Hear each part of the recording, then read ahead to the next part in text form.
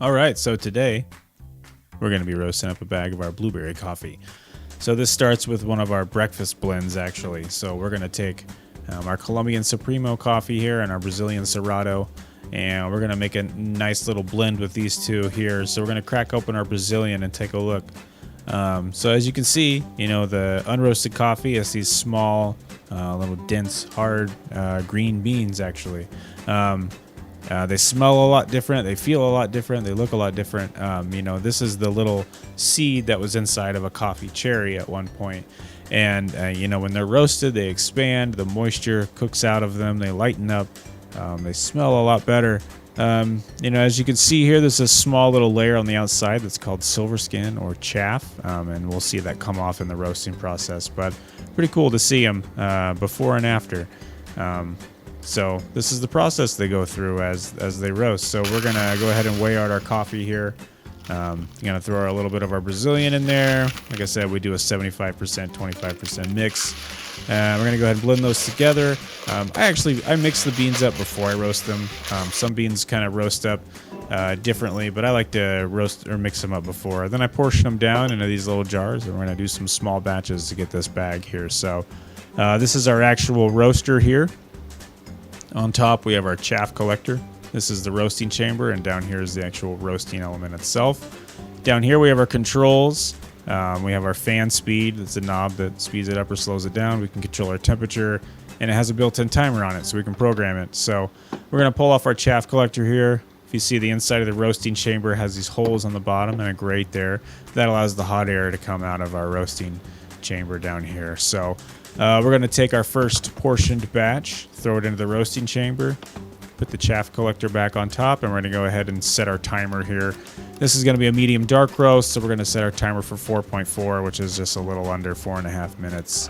And we're going to fire it up, and you can hear it roar up there. So it's a pretty loud little guy, but it's just cranking out a lot of hot air, and it's got a fan that's blowing up. And as you can see, the beans will eventually begin to dance around and move around as it's blowing hot air up into them, and just begins to roast them slowly. And as you saw, I only set the timer for 4 minutes, so it doesn't take very long before they'll start to color up here, and we'll get to what's called our first crack. So as you can see, we got a couple minutes left, so we're about 2 minutes into our roast cycle here, and already the beans have started to change color. They're going into that. If you hear that popping sound, that's, like I said, it's called the first crack. And in the roasting process, that's just kind of the first step when they really begin to cook. And it's from this point beyond that we're going to keep a close eye on it, because the roast cycle happens pretty fast. There's quite the gap between first and second crack, but it can be a matter of seconds sometimes with nailing the roast. So we get a little light on these beans here. You can see them, really, they're already starting to color up.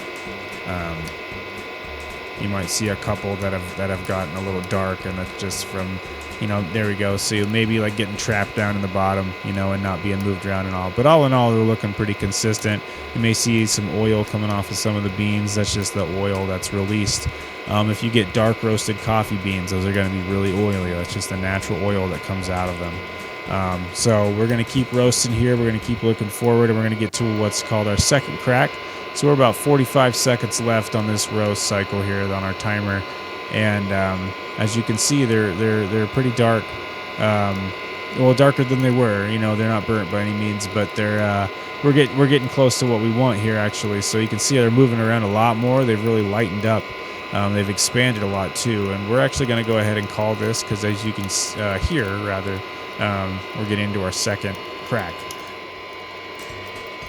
And so we're going to flip this over to our cool down cycle. We want to stop roasting at this point and just kind of hit it with the fan, and it's going to allow them to cool down, just kind of gradually come out of that roasting process. And that's a nice looking medium dark roast, I think, here. So our cool down cycle is complete, so we're going to go ahead and pull off our chaff collector here. And we're going to take a look on the inside here and see this silver skin, or this chaff, as it's come off. So we got just a little bit here from this little roast, so we're going to take a little bit of this here and take a look at it. As you can see, it's like a little paper-like material almost that was on the outside. Part of what the fan does is it blows it off of the bean. and it gets caught up in the chaff collector, so it's a very fragile part of the coffee, and sometimes you'll still see it tucked around on the inside seam of the bean on some blonde roasts or medium roasts. And so as you can see, there's a little bit of chaff on top there that we're going to take care of, but all in all, pretty consistent looking roast. We got a good color on these, right along what we were wanting. So we're going to go through and we'll pick out some of the beans that are maybe a little too dark. We're going to give it a stir. We're going to hit it with the fan, get a little bit more of that chaff to come out. If we stir it in this grater here, you can actually see some of the chaff coming through the bottom here. Those holes really act, like a grating system and work a lot of the chaff off of there. So, like I said, we'll go through these. We take a lot of care in picking out just the best beans, and then we'll store these aside. These are going to get flavored. This is a blueberry and waffle flavoring, and as you can see, I have a very sophisticated window prop and ventilation system here. But it gets the job done. So we've gone ahead and done all of our batches, and this coffee is now ready to get flavored. So this is a little bit of our waffle flavoring going in. I've already added the blueberry. We're gonna go ahead and mix this up. We'll give it a little stir, and we're gonna keep this stored in this container for at least 24 hours to allow the flavors to settle in, because these are ethanol-based flavors. It's an alcohol base, and the alcohol actually evaporates off after a day or two, and it leaves the flavoring behind. So we're going to leave this stored up here, and like I said, for about 24 hours. And every couple hours or so, we're going to come check on it, because after coffee is freshly roasted, it's releasing CO2. And if you listen closely here, we'll hear a little bit of it.